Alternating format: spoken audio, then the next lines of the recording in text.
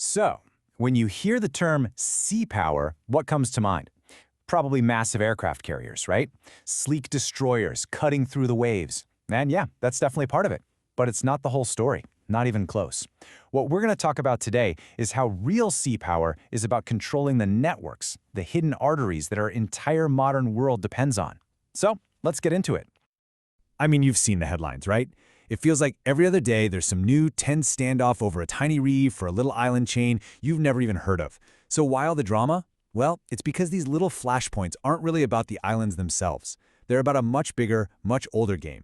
The fight to control the world's most important network, the open ocean. Okay, so first up, the world's circulatory system. To really get what's happening today, you kind of have to change the way you look at a world map. Stop seeing countries and start seeing pathways, currents, and flows. Think of it like a giant body. And this quote right here, it just nails it. For centuries, the empires that really ran the show weren't just the ones with the biggest armies. They were the ones who could control these circulatory networks at sea, the pathways for everything from trade goods to military force. They figured out that to dominate the world, you had to control its arteries. So let's just be crystal clear on what we mean by sea power. It's not just about winning a battle. It's about being the boss of the ocean. It's the power to use the seas to move your stuff, project your influence, and, this is the really important part, to stop your rivals from being able to do the same.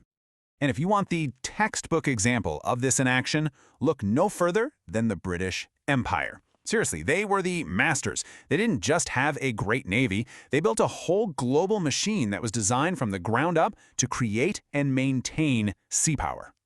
But here's the thing. Building that machine was an absolutely mind-boggling task. It's easy to picture the giant finished warships floating in a harbor, but the real story, the secret to British power, was the incredible, globe-spanning logistical nightmare it took to even build one of them. Just wrap your head around that number for a second. 6,000 mature oak trees for a single ship. There is just no way a small island like Britain could come up with that on its own. It meant they had to build a global network before a single plank was ever laid. And this is what that network looked like. It's wild. British sea power literally began in the forests of Canada. It depended on ports in the Baltics for masts and tar. They created this amazing circulatory system, pumping raw materials from all over the world back to the shipyards in England. The power projection started long before the cannons were ever fired. Now check this out. I know, it's a chart, it looks a little dry, but this thing tells an incredible story. See, building the ships was just the first massive expense. This chart shows how much it costs just to supply them all around the globe. We're talking food, rum, gunpowder, everything. Look at the money flowing out to naval stations from the East Indies to North America. This constant, unbelievably expensive globe-spanning supply chain, that was sea power in action. Okay, so if you control the network of ships and supplies, what's next? Well, you've got to control the shortcuts. And back in the 19th century, there was one shortcut that would change the entire game, the Suez Canal. And this right here is one of the most stunning flip-flops in geopolitical history. At first, Britain was totally against the canal. Their prime minister called it costly and impracticable, a pipe dream. But then, once it was built and they saw just how powerful it was, bam, they invaded Egypt to seize control of it. Talk about changing your mind. So what happened? Why the complete 180? Well, a crisis happened. In 1857, the Indian Mutiny broke out. Britain desperately needed to get troops to India fast, but it took 3 agonizing months, sailing all the way around Africa. Suddenly, that impracticable canal wasn't just a good idea, it was a strategic necessity. It was the key to holding their entire empire together. All right, let's jump forward to today, because we're in a new game at sea. But here's the twist. It's the same old rules, just with a whole new set of players. And here's the bottom line for the 21st century. Our global economy is just as dependent on these sea lanes as the British Empire ever was. The safe, secure flow of goods through places like the South China Sea isn't just important, it's the absolute lifeblood for the economies of an entire region, and really, for the whole world. And what does that dependency lead to? Exactly what you're seeing now, a massive naval buildup in the Indo-Pacific.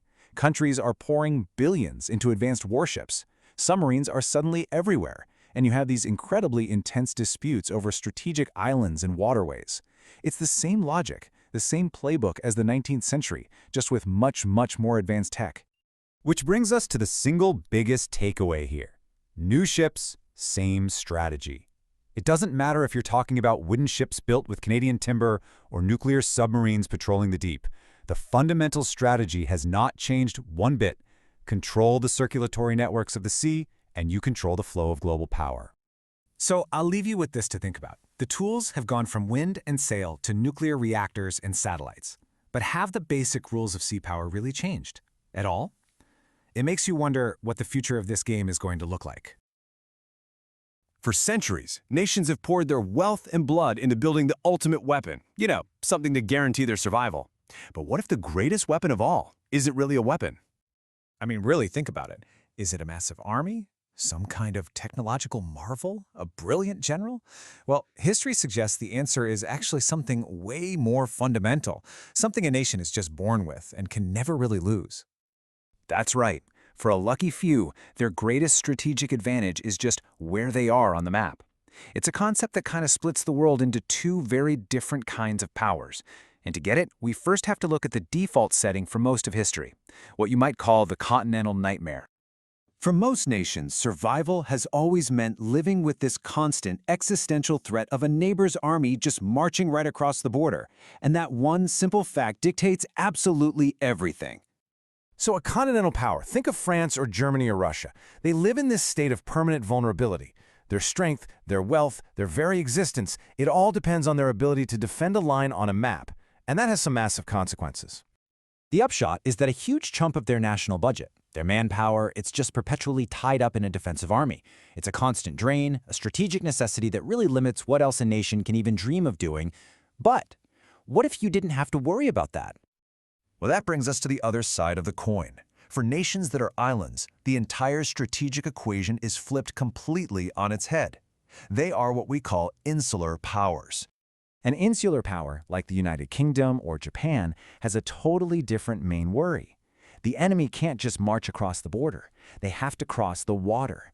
And believe me, that is an infinitely harder problem to solve. This really lays it out perfectly, doesn't it? For a continental power, the tank is king. But for an insular power, it's all about the battleship. One invests in land power out of fear, while the other invests in sea power, which, as we're about to see, creates some incredible opportunities. This quote just nails it. That body of water isn't just an obstacle, it's an active defensive barrier. Trying to launch an invasion from the sea is one of the most complex and risky military operations you can possibly imagine. In a way, the water itself fights for the defender.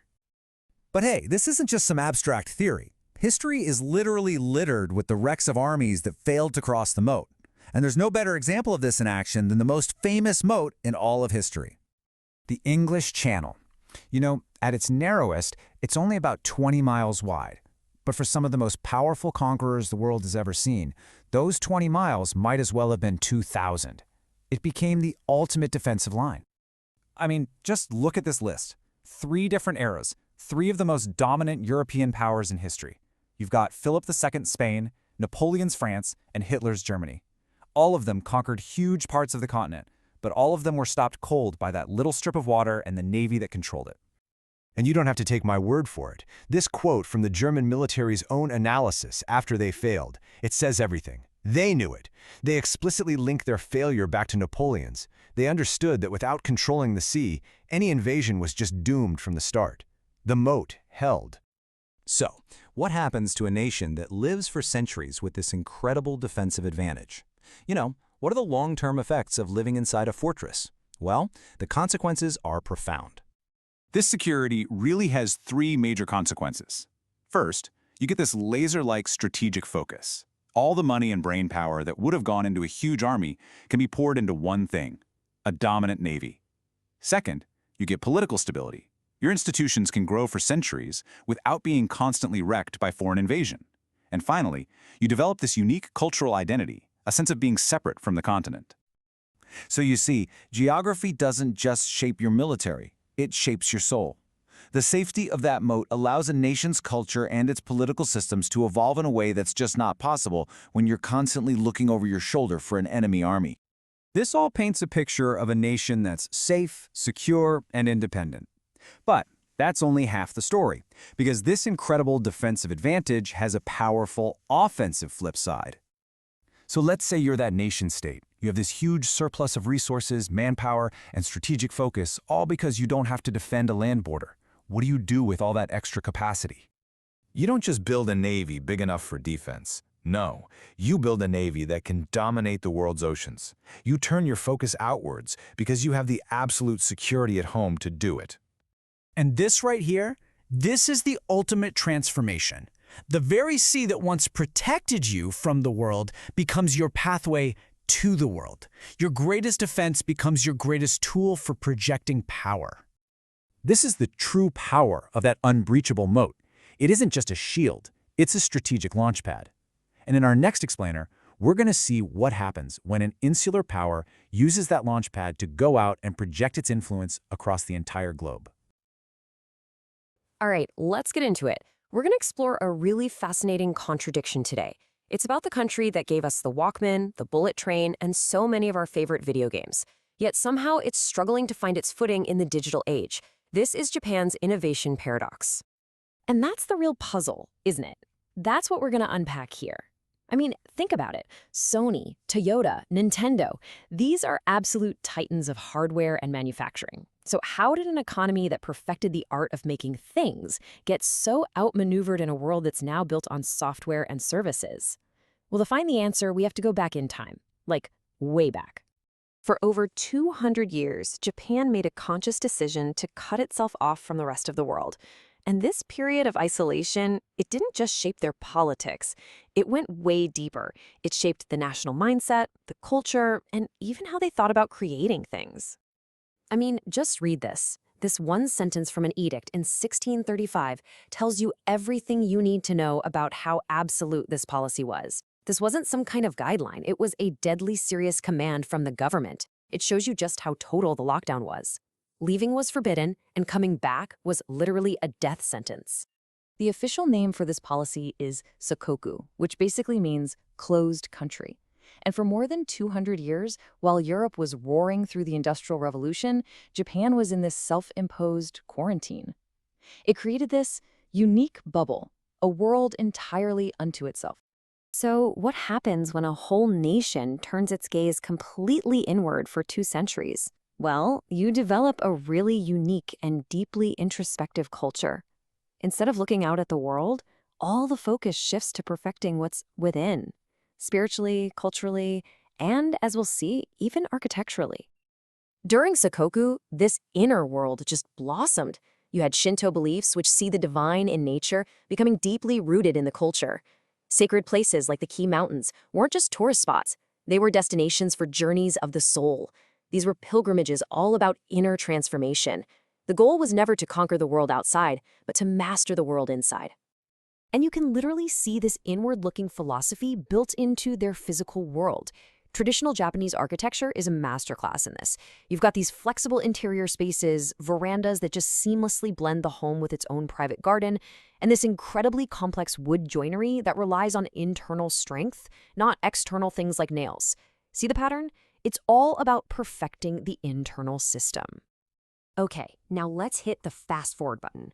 When Japan was forced to reopen to the world in the mid-1800s, it took that exact same inward-looking, perfectionist mindset and just aimed it at a new target, industrialization. And boy, did it work. So instead of building a culture of pilgrimage, they basically built a culture of production. All that national energy was channeled into creating this tightly controlled, top-down industrial engine. And it was designed for one thing: catching up with the West and perfecting the art of manufacturing. The organizational blueprint for this whole machine was something called the Kiritsu. Now, these weren't just loose business partnerships. They were these deeply interconnected corporate families. You'd have a giant company like a Toyota or a Mitsubishi at the very top, and then this whole pyramid of loyal suppliers underneath them. It's kind of like that principle of internal strength in their architecture, but now applied to an entire industry. And this system was an absolute beast at what the Japanese call monozukuri, which is basically the art and science of making things. This relentless, obsessive focus on quality and process improvement inside a closed vertical system, well, that's what gave us those world-beating cars, electronics, and video game consoles. It was the industrial perfection of that old Sakoku mindset. But then, the world changed. The digital revolution showed up, and suddenly, this perfectly tuned, inward-facing engine started to sputter. The very thing that made Japan an industrial giant started to become its biggest weakness. And this is where our story takes a turn. It led to this incredible phenomenon called the Galapagos Syndrome. The idea is really simple. Just like the unique animals that evolved in total isolation on the Galapagos Islands, Japan started creating these unbelievable technologies that were so perfectly adapted to their own domestic market that they just couldn't survive anywhere else in the world. And the best case study for this? Mobile phones. Seriously, you won't believe this. Years before the rest of us, people in Japan were paying for groceries and subway rides just by tapping their phones. They had mobile internet, email, even live TV on their phones while most of the world was still excited about sending a text message. They were literally living in the future. But here's the kicker. That future never left Japan. Take a look at this chart from 2007, right before the iPhone changed everything. It is just mind-blowing. Despite having the most advanced phone technology on the entire planet, all of Japan's phone makers combined had only 5% of the global market. Their amazing innovations were trapped on the island. And hey, it's not just about gadgets. Look at anime. It's a massive global cultural force, right? But the business model behind it is classic Kyoritsu-style hierarchy. The creative studios, the ones actually making these incredible shows, often don't even own their own work. They're basically contractors for domestic TV stations and ad agencies who get to keep the copyrights and most of the global profits. The creators are stuck at the bottom of a pyramid that only really looks inward at Japan. And so this brings us right to the core of the paradox. Japan's historical strengths, that inward focus, those vertical hierarchies, that absolute mastery of making physical things, have actually become a liability in the 21st century economy. Let me put it as plainly as I can. The system that was engineered to perfection to build a better Toyota is just the wrong tool for a world that runs on software, on platforms, and on global open ecosystems. You just can't build the next Google from the top down inside a closed system. This really all breaks down to two completely different ways of thinking about innovation. On one side, you have Japan's traditional model, the vertical hierarchy. It's clean, it's controlled, it's about one powerful company at the top perfecting a physical object. On the other side, you've got the new model, the horizontal ecosystem. It's messy, it's open, it's collaborative, and it's built around a common platform that pretty much anyone can contribute to. The PC is the perfect example of this horizontal ecosystem. Think about it. Microsoft and Intel don't make the computers themselves.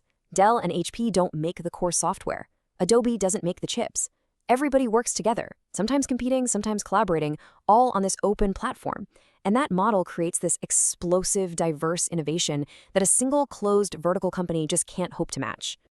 And here is the direct result of all this. Because Japan's industrial giants were so laser-focused on perfecting the hardware inside their closed systems, software was just an afterthought. It was a feature, not a product. And this led to what one Harvard study called the virtual non-existence of an independent software industry in Japan, outside of video games. They basically missed the biggest economic shift of our lifetime.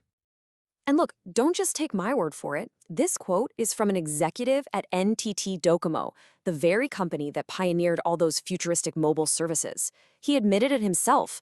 The old way of doing things, that go-it-alone, vertical model, it just doesn't work anymore. And so that leaves us with the big open question for the future. Can a culture and an economy that spent centuries perfecting the art of the closed internal system learn to thrive in a world that now runs on openness and connection? That, right there, is the challenge at the very heart of Japan's innovation paradox.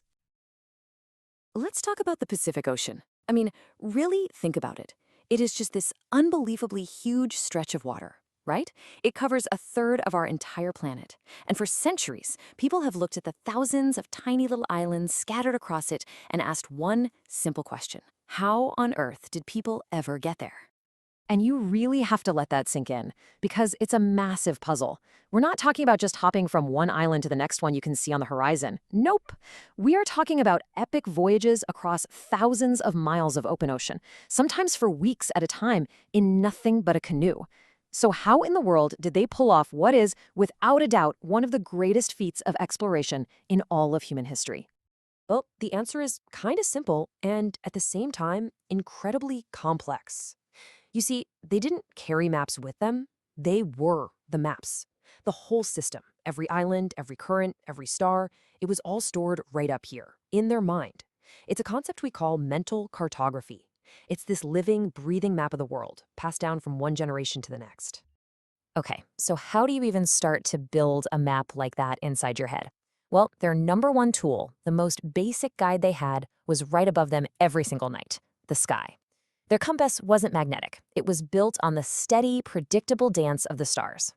So instead of thinking about a 360-degree circle like we do, Polynesian navigators saw the horizon as a circle divided into 32 distinct points, or houses. And each one of these houses marked the exact spot on the horizon where a particular star would rise in the east or set in the west. This whole framework, that was their star compass.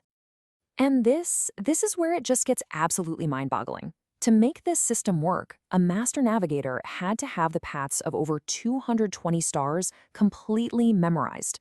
They knew which house each star belonged to, when it would rise, when it would set, and they even knew how to adjust all of it based on the season. It's just a staggering feat of memory. And that really shows you the different way of thinking, right? We think of a compass as this little object in our hand, a thing that always points north. But their star compass wasn't an object at all. It was an idea, a system inside their head that oriented them toward where they were going. The stars didn't just point north. They pointed the way to Tahiti, or Hawaii, or Rapa Nui. Now, as incredible as all that star stuff was, what really truly set these navigators apart was their ability to read the ocean itself. And I don't just mean looking at it. I mean listening to it, feeling it, understanding its secret language. This quote from the Marshallese navigator, Raymond de Broom, just nails it. This was a full-body experience. It was sensory. Just by feeling the pitch and roll of the canoe under them, they could figure out so much about what was going on around them, even in pitch-black darkness. And that leads us to one of their most brilliant techniques. Okay, so picture this. Deep ocean swells are like these super regular, predictable waves that travel for thousands of miles. But when those predictable swells get close to an island, even an island that's way over the horizon, they start to bend around it. They refract. This creates this tiny but totally readable change in the wave pattern. It's like a secret signal that land is nearby. So here's the amazing part. A master navigator could actually feel these subtle changes. Sometimes they would lie right down in the hull of the canoe, literally using their own body as an instrument to feel how all these different swell patterns were interacting. And using that sense, they could detect an island from 50, maybe even 60 miles away. Just incredible. This knowledge about swell patterns was so intricate that the Marshallese actually created physical tools just to teach it. And that's what you're looking at here, the famous stick charts. Now, these weren't just random twigs tied together. Each one was a sophisticated model. You had instructional charts called medtong to teach the basics, regional maps called medo for specific island groups, and even huge rebellieb charts that mapped out entire chains. But, and this is so important, you have to understand that these were never ever taken out on a voyage. They were not nautical charts. In fact, it would have been a huge embarrassment to need one at sea. They were for training. They were for practice. Out on the open ocean, the only map that counted was the one inside the navigator's head. All right, so you followed the stars, you felt the swells, you're getting close. Now comes the final act. After weeks at sea, the navigator starts looking for the last few clues, the tiny signs from nature that would guide them to a little speck of land in the middle of this massive ocean. Yeah, when you're searching for an island that's barely above sea level, you've got to look for a bigger target. Navigators knew that islands make their own weather, so they'd look for clouds piling up. They knew a shallow lagoon would reflect a faint green color onto the clouds above. They'd read the types of fish they saw, check a floating coconut to see how fresh it was, and, maybe most important of all, they watched the birds. The navigator's absolute best friend out there was often the white tern. These little birds fly out about 200 kilometers, that's 125 miles, to fish during the day. And then in the evening, they fly in a dead straight line right back to their nests on land. If you spotted a white tern flying home at dusk, it was like having a living, breathing compass pointing you exactly where you needed to go. Now, this amazing, ancient system of knowledge passed down for thousands of years. It was almost lost. By the middle of the 20th century, with colonization and new Western instruments, the mental maps were fading away. But that's not where the story ends. In 1976, this incredible Micronesian master navigator, a man named Ma Pialug, he stood at the helm of a traditional voyaging canoe called the Hokulea, and using only the stars, the sun, and the sea, he guided that canoe 2,500 miles from Hawaii all the way to Tahiti. That one voyage proved it was still possible, and it sparked a massive cultural renaissance, a rebirth of wayfinding all across the Pacific. Which really brings us to the big question, right? Why does this all matter today? Why fight to keep this knowledge alive? Well, the Marshallese poet Kathy Jetnell Keegener says it perfectly. You know, bringing back these skills, it's about so much more than just navigation. It's about identity. It's about making sure the history, the brilliance, and the stories of these amazing explorers are heard and honored. It's a powerful reminder that the best maps aren't always on paper. They're the ones we carry inside of us.